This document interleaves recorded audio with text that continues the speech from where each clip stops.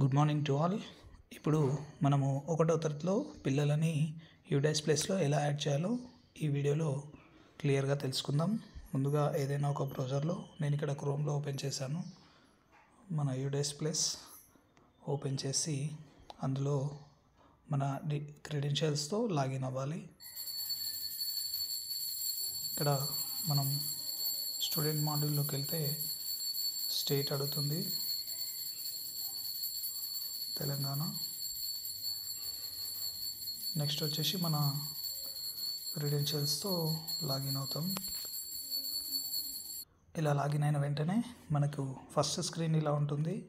ఇందులో 25, 26 పైన క్లిక్ చేస్తే ఇక్కడ మన స్కూల్ ఇన్ఫర్మేషన్ వస్తుంది. దీన్ని క్లోజ్ చేసి క్లాస్ వైజ్ ఇన్ఫర్మేషన్ మనకి ఇందులో ఉంటుంది. ఇక్కడ మనకు 2nd, 3rd, 4th, 5thలో ఆల్రెడీ స్టూడెంట్స్ చూపిస్తుంది. ఫస్ట్ క్లాస్లో ఏంటంటే మనం యాడ్ చేస్తే ఇక్కడ స్టూడెంట్స్ వస్తాయన్నమాట. నేను ఆల్రెడీ ఒక స్టూడెంట్ యాడ్ చేశాను ఇక్కడ. ఇంకా అందులో ఇక్కడ క్లిక్ చేస్తే మనకి ఇక్కడ కర్సర్ని లెఫ్ట్ రైట్ సైడ్ తీసుకుంటే ఇక్కడ యాడ్ స్టూడెంట్ ఆప్షన్ కనపడుతుంది. ఇందులో క్లిక్ చేసి అందులో మనకు మొదటగా జీపీ ఉంటుంది. జీపీలో చిల్డ్రన్ యొక్క నేమ్ యాజ్ పర్ ఆధార్ మాత్రమే, మళ్ళీ పేరెంట్ యొక్క అథెంటిక్ తీసుకొని యాజ్ పర్ ఆధార్ ఉండేలాగా చూసుకుంటే మనకు ఆధార్ కార్డులో ఈజీ ఉంటుంది. తర్వాత జెండర్, తర్వాత డేట్ ఆఫ్ బర్త్, స్టూడెంట్ కూడా తర్వాత జనరేట్ అవుతుంది. Mother's name, father's name, Aadhaar number కంపల్సరీగా ఇవ్వాల్సి ఉంటుంది. ఇక్కడ name of the student as per Aadhaar ఇవ్వాలి. అడ్మిషన్ డేట్, అదేవిధంగా సిడబ్ల్యూఎస్ఎన్ ఏమైనా ఉంటే అందులో మనము ఇచ్చేసి సేవ్ ఆప్షన్ ఇచ్చేస్తాం. ఇలా సేవ్ ఆప్షన్ ఇచ్చినప్పుడు మనం ఇంకా ఏమైనా ఇవ్వాల్సిన ఇన్ఫర్మేషన్ ఉంటే మనకు రెడ్ కలర్లో చూపిస్తుంది అనమాట. నేను ఇక్కడ ఏమి ఇవ్వలేదు కాబట్టి మనకు రెడ్ కలర్లో అన్నీ వచ్చేసాయి. ఇలా రెడ్ కలర్ బాక్సెస్ అన్నీ కూడా మనం క్లియర్ చేసుకుంటే మనకు నెక్స్ట్ ఆప్షన్ వస్తుంది. అప్పుడు మనము ఇది ఎప్పుడైతే సేవ్ అయ్యి నెక్స్ట్ ఆప్షన్ వస్తుందో నెక్స్ట్లో వెళ్ళిపోతే మనకు ఎన్రోల్మెంట్ ప్రొఫైల్ ఉంటుంది, తర్వాత ఫెసిలిటీ ప్రొఫైల్ ఉంటుంది. ఈ మూడు కూడా జీపీ, ఈపీ, ఎఫ్పీ ఈ మూడింటిని మనము ఎప్పుడైతే ఫుల్ఫిల్ చేసేస్తామో అప్పుడు మనకు ఆ యొక్క స్టూడెంట్ యొక్క టోటల్ ఇన్ఫర్మేషన్ సబ్మిట్ బటన్ వస్తుంది. అందులో మనకు ఎందులో రెడ్ కలర్ ఉన్నా కూడా అవన్నీ కూడా మనం ఫిల్ చేయాల్సి ఉంటుంది అనమాట. అది ఎప్పుడైతే ఫిల్ చేసి మనం ఎంటర్ చేస్తామో అప్పుడు అతన్ని టోటల్ జీపీఈపీ అన్నీ కూడా కంప్లీట్ అయిపోయిన కింద మనకు వస్తుందన్నమాట. లేకుంటే మనకు ఇలా మేము ఒక అమ్మాయిని చేయడం జరిగింది. మళ్ళీ ఆ అమ్మాయి కూడా ఇక్కడ ఏంటి అనేది ఒకసారి చూద్దాం. మనం చింతల విష్ణుప్రియ, తనది జీపీ ఒకటి కంప్లీట్ అయింది కాబట్టి ఇక్కడ గ్రీన్ కలర్లో చూపిస్తుంది అనమాట. ఇలాగే మనము ఈపీ ఎన్రోల్మెంట్ ప్రొఫైల్ ఉంటుంది.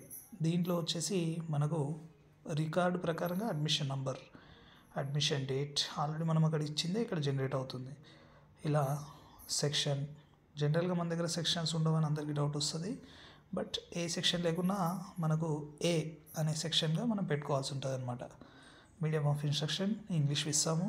అదేవిధంగా languages group studied by the student మనకి ఇక్కడ ఆప్షన్స్ ఉంటాయి, అందులో ఇచ్చేస్తాము.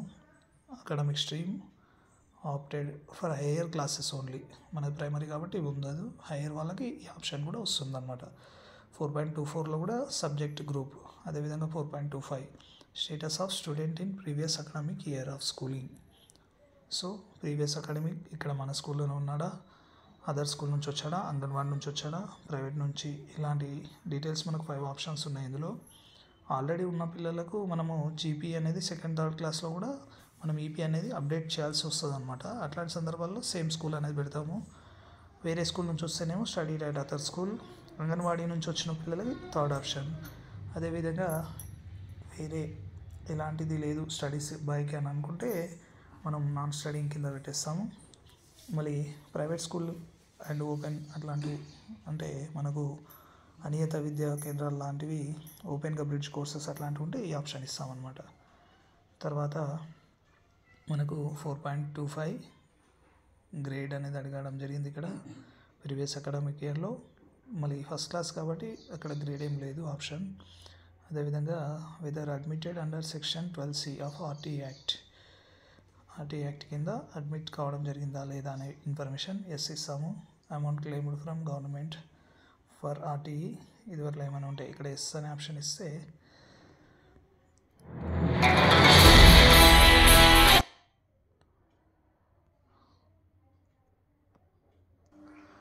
ఇలా మనకున్నటువంటి ఇన్ఫర్మేషన్ అంతా చేస్తూ ఉంటే ఇందులో సేవ్ అనే ఆప్షన్ వస్తుంది. సేవ్ కొట్టగానే మనకు వెంటనే ఏవైతే రెడ్ బాక్సెస్ ఉన్నాయో అవన్నీ మళ్ళీ ఫుల్ఫిల్ చేసుకోవాల్సి ఉంటుంది. అప్పుడు నెక్స్ట్ ఆప్షన్ వెళ్ళిపోతాము. మళ్ళీ నెక్స్ట్ ఆప్షన్లో మనకి ఇక్కడ ఇన్ఫర్మేషన్ ఫెసిలిటీ ఎఫ్పి ఉంటుంది.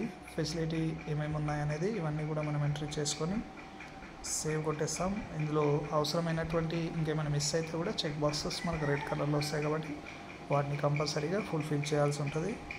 ఇలా నెక్స్ట్కి వెళ్ళిపోయినప్పుడు చివరిగా మనకు ఉన్నటువంటి కంప్లీట్ డేటా అనేది మన యొక్క ఒక స్టూడెంట్ యొక్క టోటల్ కంప్లీట్ ఇన్ఫర్మేషన్ మనం ఇచ్చిన వాళ్ళం అవుతాం అన్నమాట. ఇలా చేసినప్పుడు are you should want to అని అన్నది ఇక్కడ ఆల్ ఫామ్స్ అనేది ఏం కంప్లీట్ చేయలేదు కాబట్టి ఇలా వచ్చిందనమాట. సో అన్నీ మనం కంప్లీట్ చేస్తేనే మనకు ఒక స్టూడెంట్ యొక్క అడ్మిషన్ అనేది పూర్తయిపోయినట్లు. ఇలా కంప్లీట్ అయిపోతే మనకు ఆటోమేటిక్గా లాస్ట్ ఇయర్లో మనం చేసినట్టుగా పిల్లల ఇన్ఫర్మేషన్ అంతా కూడా ఇలా అంతా కూడా అప్డేట్ అయిపోయి ఆటోమేటిక్గా మనకు ఎఫ్ఆర్ఎస్కు కానీ అదేవిధంగా ఎండిఎంకు కానీ అప్డేట్ కావడం జరుగుతుందన్నమాట. ఓకే, ఇందులో ఇంకా ఏమైనా మీకు సందేహాలు ఉంటే కామెంట్ సెక్షన్ ద్వారా మీ సందేహాలను చెప్పగలరు. ఇంకా ఏమైనా ఇంప్రూవ్మెంట్ కావాల్సింది అవసరమై అనుకుంటే కూడా నాకు సలహాలు సూచనలు అందివ్వగలరు. Thank you all.